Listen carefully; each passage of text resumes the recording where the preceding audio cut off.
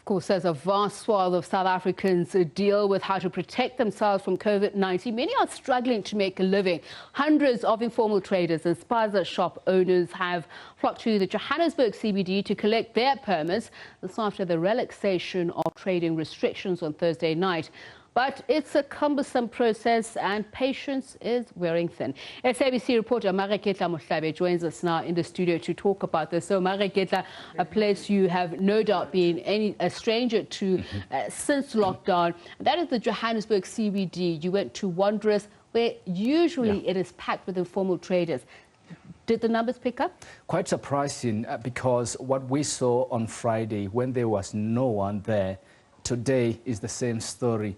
And I think the frustration is not only heard from the informal traders side only. We also heard from some of the customers that were there, the Wanderers takes a rank, saying that, I mean, these are the people that we normally buy from. And we always get all these things on a cheaper price. And they are saying that many times they do struggle to actually go and afford some of this food at some of these established shops. And we also took a drive to Johannesburg, City of Johannesburg municipal offices, where we found a lot of people, as you can see in that picture, a lot of informal traders, and they are saying that they had been there since the early hours of the morning to try and collect those permits, because without those permits, they are not going to be able to carry on with the business. What was the hold-up? I mean, we've seen those reports saying that many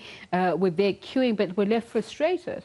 Well, that's quite interesting, because some of the informal traders, what they are telling us is that, I mean, they hear that the process of processing these applications manually is actually the main problem in terms of delaying the whole process of trying to get these permits. But again, when we spoke to the City of Johannesburg MMC for Economic Development, he actually did mention that this is the only way they can actually be able to assist these people at this stage, because obviously that announcement on Thursday by Dr. Nkosazana Zuma came quite late. Therefore, they had to actually also try to bring some of the employees into the office to actually assist these informal traders. And one of the things that we've seen around the country is how police have reacted to that relaxation of that rule.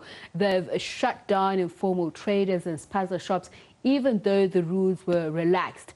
Is there some form of way of helping to identify who's legitimate? Because by its very nature, it's informal, so it's not on record. I think it's an interesting question, because when we spoke to some of the informal traders, they did mention that they had been in clashes with police as soon as they went out with their stalls to try and continue with the business without the permit.